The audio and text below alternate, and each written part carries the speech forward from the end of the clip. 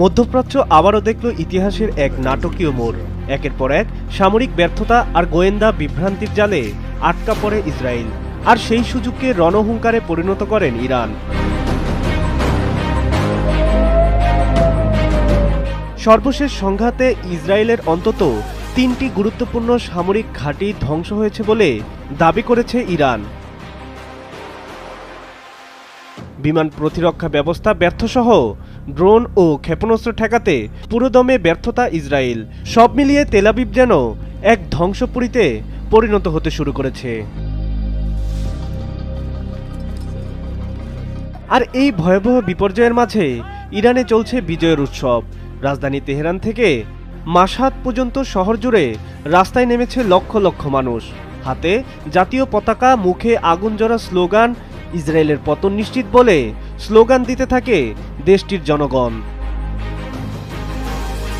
এদিকে বিশ্ব রাজনীতিতে আবারও নাম লিখিয়েছে নাটকের রাজা ডোনাল্ড ট্রাম্প।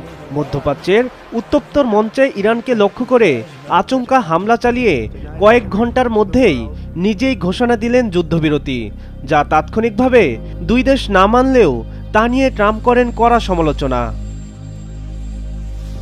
ইরানের ভাইস প্রেসিডেন্ট মোহাম্মদ রেজা আরেফ বলেন, এই বিজয় পশ্চিমাদের শিং ভেঙে দিয়েছে।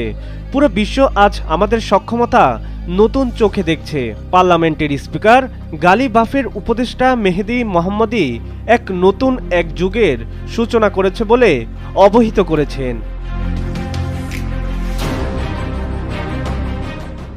বিশ্লেষকরা বলছেন, যুদ্ধবিরতি বাস্তবতা এখনো অনিশ্চিত হলেও ইরান এই মুহূর্তে এটিকে কৌশলগত বিজয় হিসাবে ব্যবহার করছে। প্রচারের জন্য সরাসরি প্রচারণা ও ঘরে ঘরে বিজয়োৎসব মূলত অভ্যন্তরীণ স্থিতিশীলতা ও জাতীয়বাদী আবেগকে জোরদার করতেই এই প্রচারণা বলে দাবি করেন তারা।